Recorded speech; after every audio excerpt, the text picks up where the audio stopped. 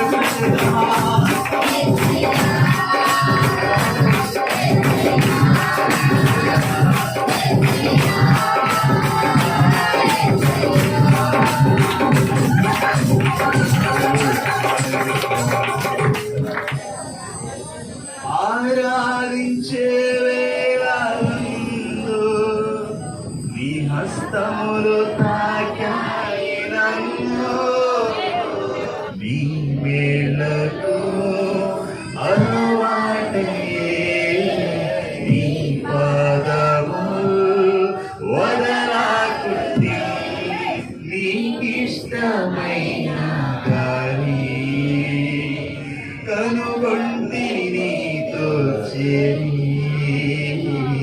యేసయ్యా యేసయ్యా యేసయ్యా యేసయ్యా. నీ మాటల చేత మమ్మల్ని బలపరచండి ప్రభా. నీ మాటల చేత మమ్మల్ని ఉద్ధరించమని ప్రభా. మాట్లాడుకుని బలపరచమని అయా నీ సేవకుడు ప్రభు నిలబడిన ఆయన మాతో మాట్లాడుతుండగా ప్రభా. అయా నీ గొప్ప కార్యాలు ప్రభు ఆశ్చర్యకార్యాలు మా జీవితంలో జరిగించి కేవలం ప్రభు నీ నామానికి మాత్రమే మరి ప్రభావం తెచ్చుకుందని యేసే నామములో ప్రార్థిస్తున్నాను తండ్రి. చూడండి, మన యొక్క వాగ్దాన పత్రిక యెషయా గ్రంథము 60వ అధ్యాయము 15వ వచనమే మరొకసారి చదువుకుందాం. నీవు విసర్జించుటను బట్టి వేసింపబడుటను బట్టి ఎవడును నీ మార్గమున దాటిపోవటలేదు.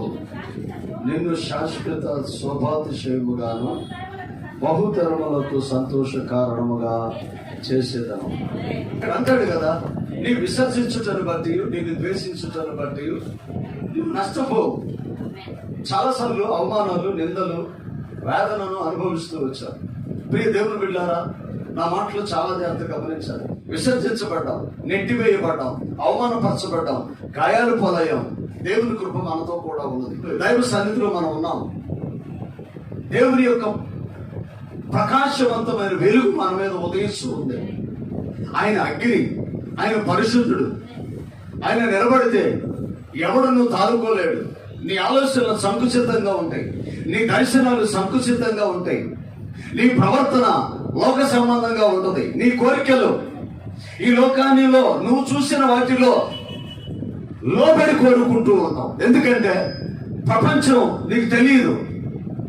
కప్ప బావే ప్రపంచం అనుకుంటుందంట, కానీ అది కాదు.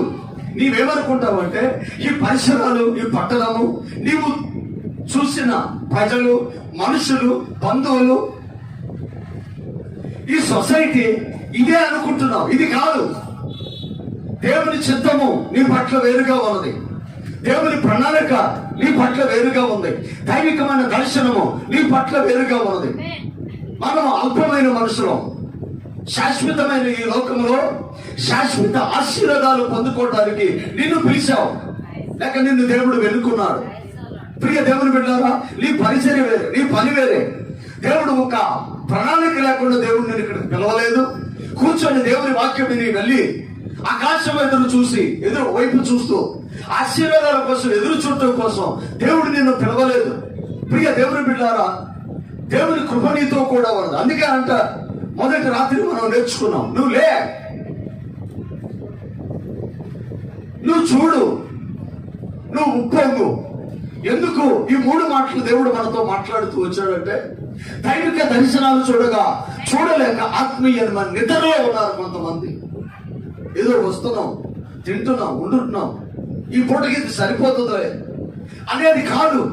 దేవుని బిడ్డలు నిరంతరం ఒక పోరాట యోధుడు లాగా ఉండాలి. దేవుని బిడ్డలు ఈ నిరంతరం దేవునితో మమేకమై ఉండాలి. దేవుని బిడ్డలు, ప్రియ దేవుని బిడ్డల దైవికమైన ఆశీర్వాదాల కోసం ఎదురు చూస్తూ ఉండాలి. దేవుడే నీకు అవకాశం ఇస్తే వాటిని విడిచిపెట్టుకోకూడదు. దైవికమైన మేలులు పొందుకునేవారు. ఎలా ఉన్నావు?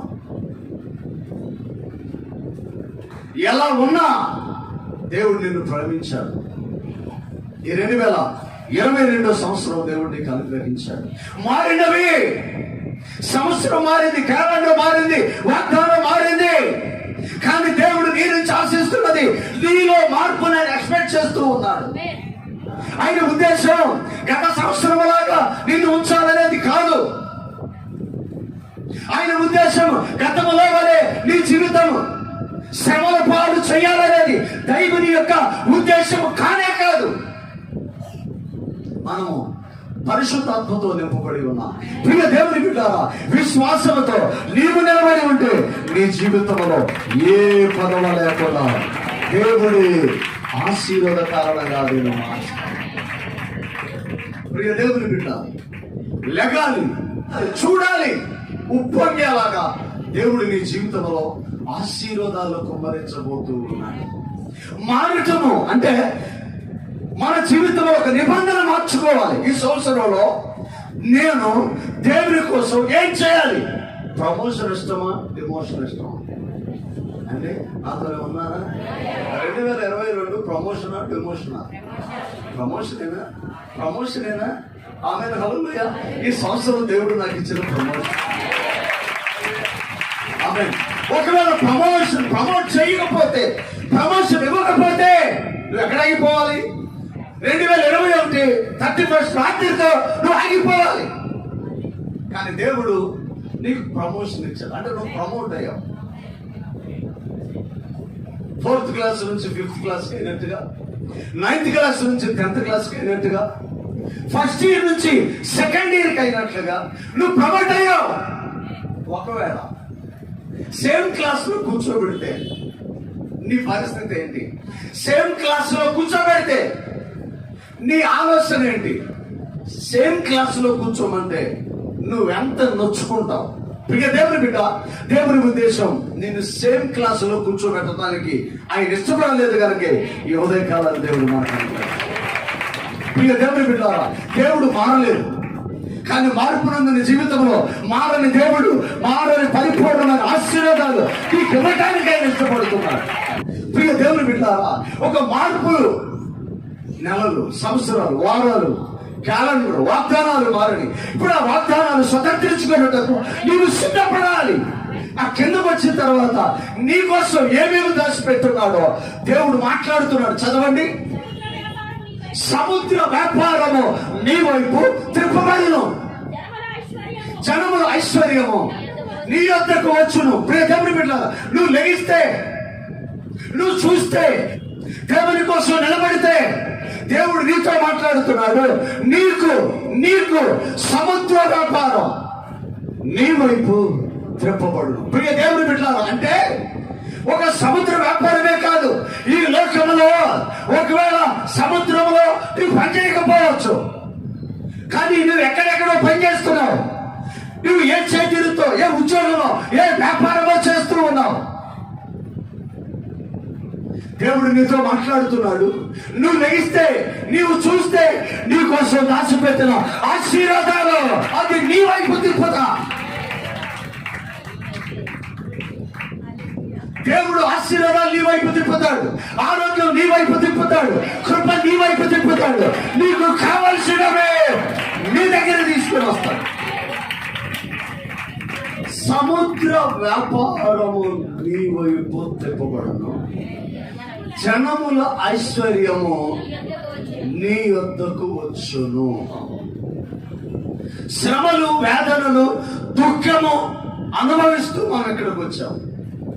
దేవాది దేవుడు మనతో మాట్లాడుతున్న మాట, స్థిర మనసు కలిగి ప్రభుతో ఉండి, స్థిర మనసు కలిగి ప్రభుతో నిలబడి, స్థిర మనసు కలిగి ప్రభుతో నడుస్తూ నీవు ఉన్నట్లయితే ఆమేన్, నీకేది దేవుడు తక్కువ చేయడు.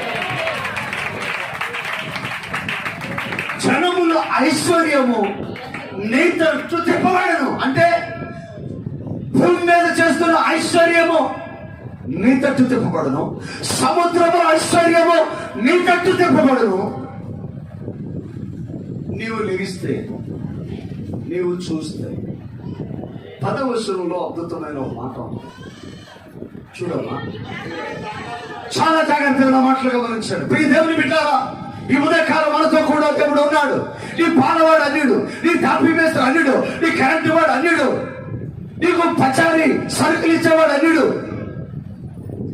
వెజిటేబుల్స్ అందజేసేవాడు అన్యుడు, నీ అభివృద్ధికి దోహదపడేవాడు అన్యుడు. దేవుడు నీతో మాట్లాడతాడు. వాళ్ళందరినీ నీ కోసం ఏర్పాటు చేశాను. దేవుని కృప మనతో కూడా ఉన్నది. ప్రియ దేవుని బిడ్డలారా, నీ ఆశీర్వాద కోసం ఒక వ్యవస్థను దేవుడు ఏర్పాటు చేశాడు. నీకు కావలసినవి ఇవ్వటానికి అనేక మందిని దేవుడు నీకన్నా ముందుగానే సిద్ధపరిచాడు. అందుకే నువ్వు వెళ్ళిన కాడ పాలవాడు లేవు అని చెప్పడం, నువ్వు వెళ్ళిన కాడ పచారివాడు లేవు అని చెప్పడం, నువ్వు వెళ్ళిన కాడ ఏది కావాలన్నా లేవు అని చెప్పడం. ఎందుకంటే అది నీకోసం వేసేటప్పుడు.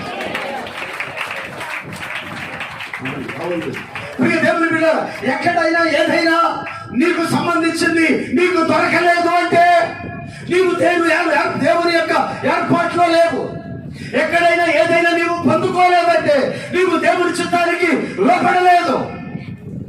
ఎక్కడైనా ఏదైనా నీకు తక్కువగా ఉన్నది అంటే సరి చేయాల్సింది వాళ్ళను కాదు, నిన్ను నువ్వు సరి చేసుకోవాలి. ఆత్మీయంగా నీ కుటుంబాన్ని, ఆత్మీయంగా నీ బిడ్డలను, ఆత్మీయంగా నీవు సరవాలి. ప్రియ దేవుని బిడ్డలారా, అన్నీ మార్చుకుంటూ వచ్చాం. పాత గోడలకు కొత్త రంగేశాం, పాత మేకులకు కొత్త క్యాలెండర్ తగిలించాం, పాత శరీరానికి కొత్త బట్టలు తగిలించాం, పాత మందిరానికి కొత్త అలంకారం చేశాం. ప్రియ దేవుని బిడ్డలారా, మరి నీవుగా ఏ మార్పును చేసుకోవాలి? ప్రభు నీతో మాట్లాడుతున్నాడు.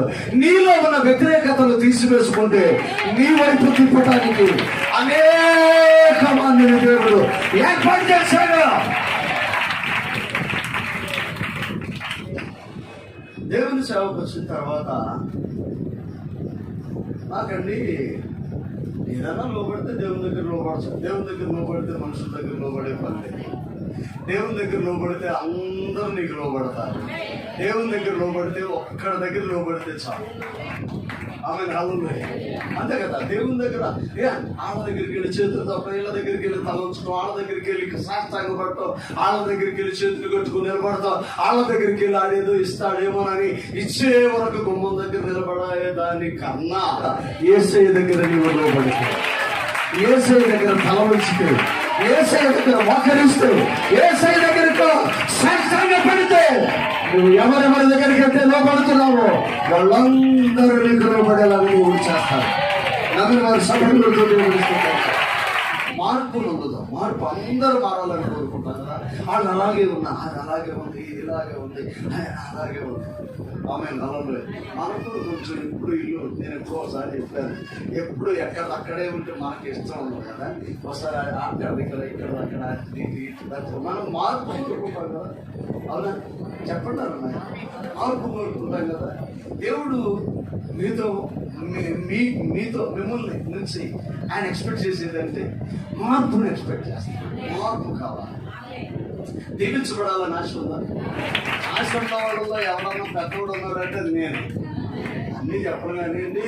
అసలు నా అంత ఆశ కొట్టు మొహోడు ఎవడో ఉంది.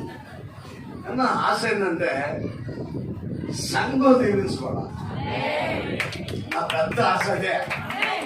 ప్రతి కుటుంబానికి సొంత ఇల్లు ఉండాలి. సొంత ఇల్లు ఓపెనింగ్ ఏదో చేయాలి. దేవుని బిడ్డ, ప్రభుత్వం మనం నడుస్తున్నప్పుడు దేనికి భయపడవాలి. కొంచెం మార్పు చేసుకున్నాం. కొంచెం మార్పు అంటే ప్రార్థనలో మార్పు, పరిశుద్ధతలో మార్పు, సమర్పణలో మార్పు, ప్రవర్తనలో మార్పు, మాటలో మార్పు, నడకలో మార్పు, నడవడికలో మార్పు. సంవత్సరం మారింది అంటే నువ్వేంటి అంటే నేను కూడా మారానయ్యా అని చెప్పాలి. ఏం మారావు? పోయి సంవత్సరం పరిచయం చేయాలా, ఈ సంవత్సరం పరిచయం చేస్తా. పోయి సంవత్సరం ప్రార్థన చేయాలా, ఈ సంవత్సరం చేస్తా. పోయి సంవత్సరం ప్రభు కోసం నడవాలా, ఈ సంవత్సరం నడుస్తా. పోయిన సంవత్సరం ఒక్కరిని కూడా దేవుడి సన్నిధికి నడిపించాలా, ఈ సంవత్సరం నడిపిస్తా. ఆమెనంటే అవునా? ఆమె అన్నాడు ఒకసారి చేయిపోయి అలాగే చెయ్యండి. దేవుడికి మార్పు కావాలి. 10వ వచనం మరొకసారి, అన్య జనులు నీ ప్రకారములను కట్టుదురు. వారు రాజులంటే మన రాజులే, నీకు ఉపచారము చేయుదు, అన్యులు నీ ప్రాకారమును కట్టుదురు. నీకు పరిచర్య చేసే వాళ్ళందరూ నీకోసం దేవుడు ఏర్పాటు చేశారు. రాజులు నీకు పరిచర్య చేయుదురు. రాజుగారు ఇప్పుడు ఎవరు పరిపాలన చేస్తున్నారు, పరిచర్య చేస్తున్నాడు చెప్పన్నారు నాయన. అందుకే చెప్పాడు వన్ సైడ్ నేను ఎందుకు అవ్వాల్సి వచ్చిందంటే ఆమె హల్లులే ఎందుకు అవ్వాల్సి వచ్చింది. మాస్టర్ గారు వన్ సైడ్ అవ్వడం అసలు ఏ రోజు అవ్వడం కూడా. కానీ ఎందుకు మాట్లాడుతున్నానంటే రాజులు మనకి పరిచారం చేస్తున్నారు. ఎల్కేజీ వాడు కూడా 15,000 వచ్చేస్తాయి. ఆమె హల్లెలూయా, దేవునికి మహిమ. ప్రియ దేవుని బిడ్డ, నా మాటలు చాలా జాగ్రత్తగా గమనించాలి. అన్ని ప్రకారములు కట్టెదరు, రాజులు పరిచర్య చేస్తారు, అధికారులను నిలబెట్టి ఆశీర్వాదకరంగా నీకోసం వాడు. దేవుని బిడ్డారా, అవి కాదు రాజులు పరిచర్య అంటే నీ ఉపయోగం ప్రజలకు తెలుసు, రాజులకు తెలుసు. నీ ఉపయోగం అన్నిటికీ తెలుసు. దేవుడు నీకోసం ఏర్పాటు చేసిన దేవుని దూతలు నీకోసం ఉన్నారు. ఈ రాజులే కాదు, సర్వెంట్సే కాదు, నీకు ఇంకొక అవకాశం కూడా ఉంది. ఈ లోకంలో మనుషులను దేవుడు నీకోసం ఏర్పాటు చేశాడు, రాజులను దేవుడు నీకోసం ఏర్పాటు చేశాడు, పరలోకమున దేవుడు దూతలను కూడా నీకోసం ఏర్పాటు చేశాడు. దేవుడు దూతలు నీకు పరిచర్య చేస్తారు. దేవుడు దూతలు నీకోసం, దేవుడు దూతల పరిచర్య నీవు వాడుకోవచ్చు.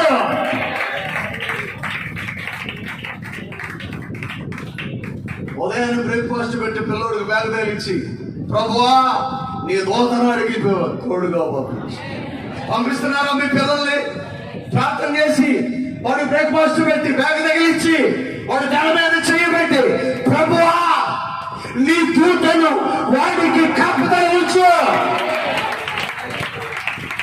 దేవుని దూతలను మనం వాడుకోవచ్చు. దేవుని దూతలు మనకు పరిచారకులు. మనం ఎవరిని యేసయ్య పెట్టు. ఆమె హల్లెలూయా. నీ కారు మీద పనిచేసినట్టుగా వాళ్ళు నీకు పని చేస్తారు.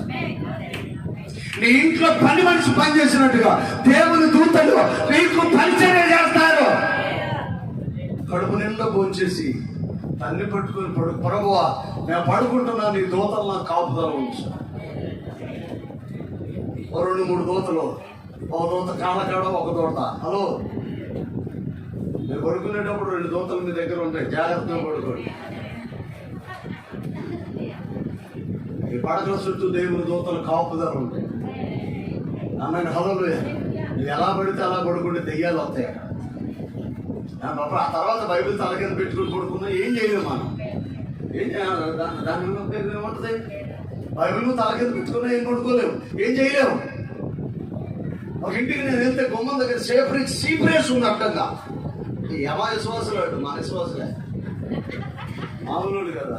ఇప్పుడు చూ వస్తున్నాళ్ళే ఏమేసి ఉంది, గుమ్మానికి అడ్డంగా సీప్రేస్ ఉంది. పాసం గారితో అన్నాను, ఈ సీపీ పడిపోయిందండి ఇక్కడ, రాదులే పదండి. నాకు తెలియదు ఈ చెప్తాను ఎక్కడ ఉంది సీపీ, అడ్డమేస్తుంది. నేనన్నా అమ్మగారితో ఈ సీపీ పడిపోయి తీయమని, అది కాదు మీరు పదండి. ఇంటికి వచ్చిందారు ఏంటంటే ఏం లేదే అన్నీ మీకు చెప్పాలి. ఎప్పుడు పోగానే అలగల మనకి. ఇంకొక ఇంటికి వెళ్తే చెప్పులు వేసి ఉన్నాయి అక్కడ. ఏమేసి ఉన్నాయి, చెప్పులు వేసి. ఆమె హల్లెలూయా. ముందు మెళ్ళకి సీపులు చెప్పులు మెళ్ళ కట్టుకొని తిరుగుతారు.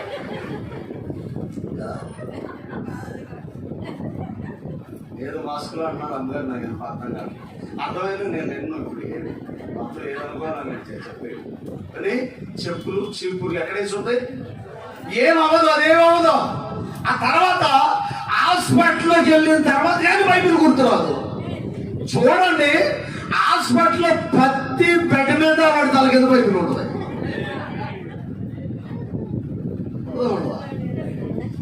ఈ మధ్యలో అది ఎక్కడ ఉంటుందంటే కిటికీలోనే ఉంటుంది బైబిల్. కిటికీలోనో షోకేస్లోనో అరలోనో బైబిల్ ఉంటుంది. హాస్పిటల్లో మాత్రం ఎక్కడ ఉంటుంది అది? ఖచ్చితంగా దాని ప్లేస్ తాకింది. నీ తలకింద ఉండాల్సింది బైబిల్ కాదు, నీ తలకి అటు ఇటు ఉండాల్సింది దేవుని దూతల కాపుదల. ఆ పరిచర్యను మీరు వాడుకోవాలి. ఈ లోకంలో ఉన్న వారు నీకు పరిచర్య చేస్తారు, రాజులు నీకు ఉపచారము చేస్తారు, దేవుని దూతలు కూడా నీకు పరిచర్య చేస్తారు. ఆమె రావాలి. నువ్వు వెళుతూ ఉన్నప్పుడు నీ రోడ్డు మీద అనేక మందికి యాక్సిడెంట్ అయి మరణించి దెబ్బలు తగిలి రక్తాలు అయిపోయి అదే రోడ్లో నువ్వు వెళ్తున్నావు. ఒకసారి ఒక చింత చెట్టు కాడ మూటలు కట్టి ఉన్నాయి తెలుసా? ఇప్పుడు చూసారా మీరు రోడ్డు మీద? నేను అడిగా, ఈ మూటలు ఏంటన్నా? ఇది యాక్సిడెంటెడ్ స్పాట్, ఇది స్పాట్. ఈ స్పాట్ లో ఎవరైతే మరణించారో వారు బట్టలు మూట కట్టి చెట్టుకు కడతారంట. ఎందుకంటే నువ్వు జాగ్రత్తగా వెళ్ళరా నాయన, లేకపోతే నీ మూట కూడా చెట్టు కడతా. నీ మూట కాదు, బట్టల మూట. నీ బట్టల మూట ఎక్కడికి వెళ్ళింది? చెట్టుకి అట్లే తీసుకెళ్ళి అన్నీ మనకి ఇచ్చేస్తారు. బాడీ బట్టలు మాత్రం తీసుకెళ్ళి చెట్టు కడతారంట. ఇప్పుడు రోడ్డు నిలబడి ఏ రోడ్డు మీద అయినా చెట్టుకు బట్టల మూట కనపడిందంటే అక్కడ జాగ్రత్తగా వెళ్ళమని. కొన్ని డేంజర్ జోన్ అని, ఇది డేంజర్ ప్లేస్ అని రాస్తారు. ఇవన్నీ ఎందుకు? సూచనలో. కానీ దేవుని బిడ్డలారా, అదే రోడ్లో నువ్వు వెళ్తున్నావు, అదే రోడ్లో నువ్వు ప్రయాణం చేసి వస్తున్నావు, కానీ దేవుడు నీకు ఒక చిన్న గాయం కూడా తీసుకొని వస్తున్నాడు. అది దేవుని కృప. దేవుని దూతలు నీకు కాపుదల వేసి ఉన్నారు. సఫల పెడుతుంది.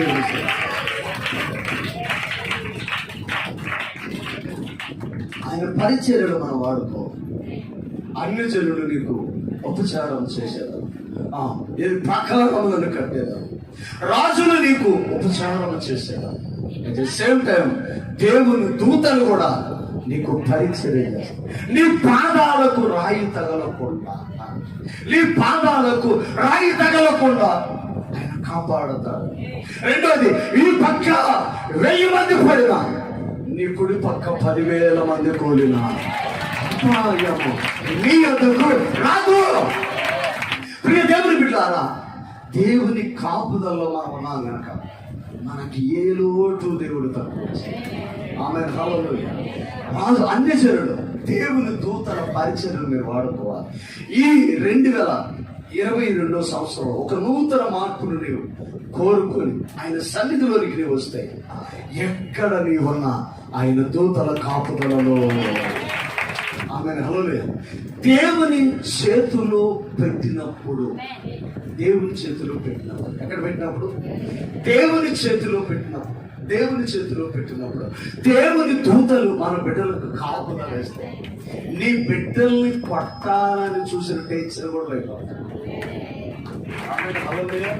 మన మార్గాలు సరైనవైతే, మనం వెళుతున్న పనిలో సమర్పణ ఉంటే దేవుని దూతలు పరిచయం చేస్తారు. దేవుని బిడ్డ నా మాటలు చాలా జాగ్రత్తగా విశ్వాసంతో నిలబడదు. ప్రభువు వైపు చూడండి. మార్పు చెందే కృపను దయచేయండి. ఇక్కడున్న ప్రతి బిడ్డను దీవించాలి. మేము మారితే లోకం మాకు పరిచర్య చేస్తారు.